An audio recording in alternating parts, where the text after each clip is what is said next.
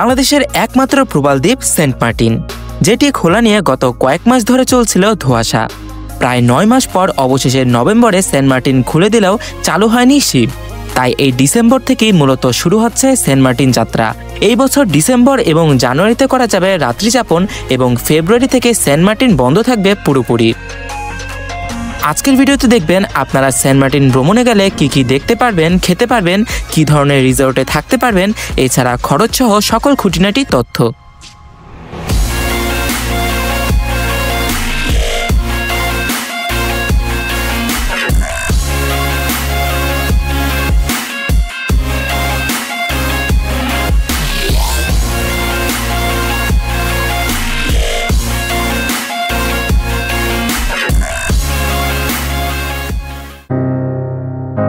এই বছরে সেন্ট মার্টিনের শিপগুলো ছেড়ে যাবে কক্সবাজারের নুনিয়াছড়া ঘাট থেকে। শিপ বাছাইয়ের ক্ষেত্রে কর্ণফুলী বা 12 আউলিয়া শিপ বেছে নিতে পারেন। রাউন্ড ট্রিপে সর্বনিম্ন ভাড়া 3500 টাকা। নুনিয়াছড়া থেকে সকাল 7টায় শিপগুলো ছেড়ে যাবে এবং সেন্ট মার্টিন থেকে 3টায় ব্যাক করবে। তবে এই সময় জোয়ার ভাটার কারণে পরিবর্তন হতে পারে। এই বছর বিক্রি হচ্ছে না কোনো স্ট্যান্ডিং টিকিট। সেন্ট মার্টিন পৌঁছাতে সময় লাগে 6 থেকে 6.5 ঘন্টা।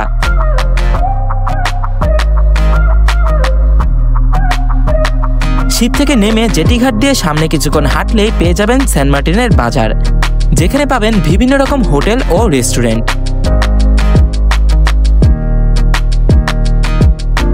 এখান থেকে খেতে পারবেন বিভিন্ন রকমের মাছ। তবে মাথায় রাখবেন কক্সবাজার থেকে সেন্ট মার্টিনে মাছের দাম কিছুটা বেশি। এটা রাখা যাবে কত সেটা বলেন। আমার সবজি লাগবে না, আমার সবজি লাগবে না। সবজি বাদ বলে সবজি বাদ। হ্যাঁ সবজি বাদ। হ্যাঁ দিলে আপনার 260 টাকা করে দিতে হবে। আর আমি এটা নিব 250 না 200। ওখানে বলে আসছে মানে রাজি ছিল। দুইটাই 200 করে দিয়ে দেন আপনি। আরে ভাই দেখেন আপনি 200 করে পারবেন আপনি, দেখেন না পারলে সমস্যা নেই, আমরা অন্য দেখেন। এটা হলো সালমন মাছ, এটা হলো সুন্দরী মাছ, এখানে আরো অনেক রকম মাছ আছে।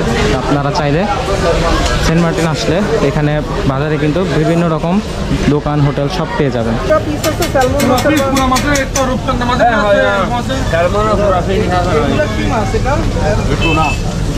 এগুলো কত?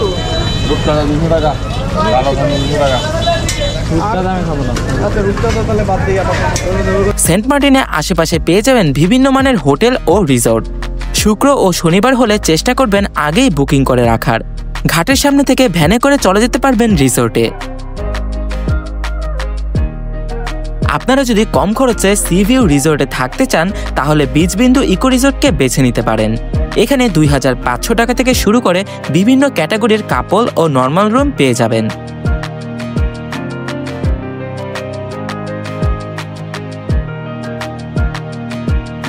এছাড়া উন্নত মানের রিসোর্ট হিসেবে জ্যোৎস্নালয়কে বেছে নিতে পারেন, যেখানে মোটামুটি খরচে থাকতে পারবেন অনেক সুন্দর সুন্দর রুমে।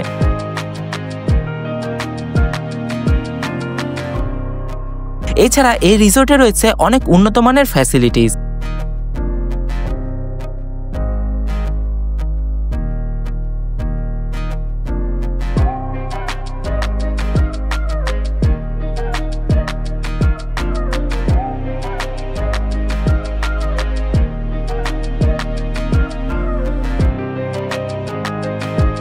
এই দিন রিসোর্টে গিয়ে ফ্রেশ হয়ে চলে যেতে পারবেন পশ্চিম বিচে, যেখান থেকে দেখতে পারবেন সানসেট উপভোগ করে চলে আসতে পারেন বাজারে। এখানে ঘোরাঘুরি করে বিভিন্ন রকম খাবারও খেতে পারবেন।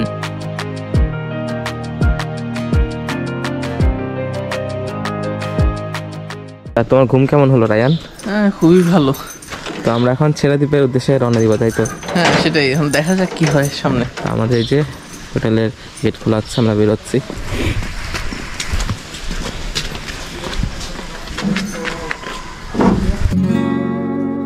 সকালে ঘুম থেকে উঠে চলে যাবেন ছেড়াদ্বীপ, যেটা সেন্ট মার্টিনের মূল আকর্ষণ। ঘুম থেকে উঠে নাস্তা সেরে 400 থেকে 500 টাকা ভাড়া দিয়ে একটি অটো রিজার্ভ করে নিতে পারেন। এক্ষেত্রে ছেড়াদ্বীপে আপনাদের 1 থেকে 1.5 ঘন্টা সময় দেওয়া হবে।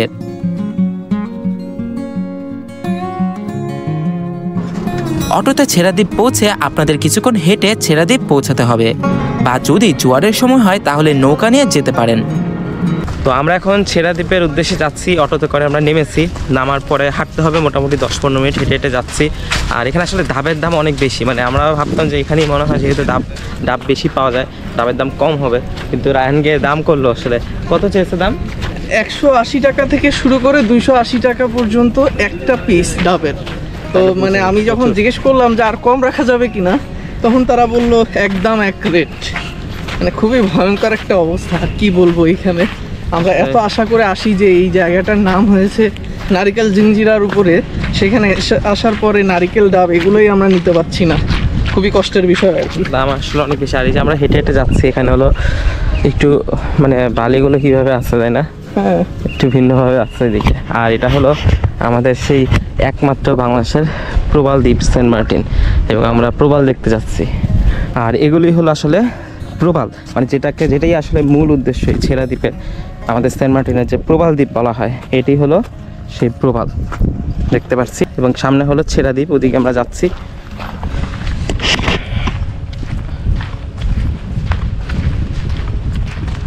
ছেড়া দ্বীপে আসলে আপনারা একটা জিনিস খেয়াল রাখবেন, এই যে এখানে দেখতে পাচ্ছেন এগুলো কিন্তু অনেক বেশি ধারালো, এবং এগুলোর উপর দিয়ে যখন হাঁটবেন যদি পা লাগে তাহলে কিন্তু সাথে সাথে পা কেটে যাবে।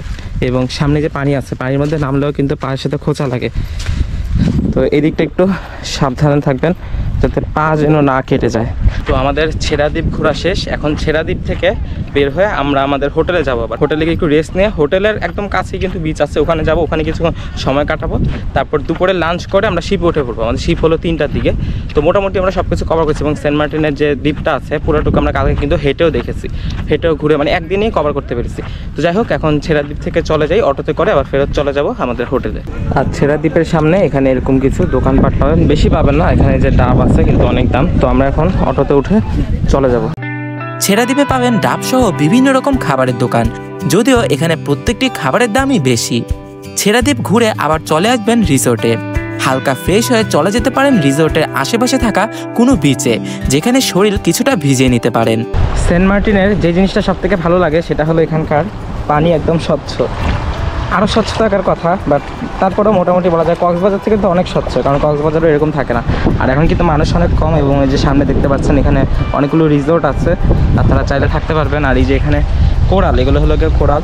সেন্ট মার্টিন বিচ রিসোর্টগুলো থেকে এত কাছে যে কয়েক মিনিটেই হেঁটে যাওয়া যায়, তাই সারাক্ষণই আপনি থাকবেন বিচের সাথে।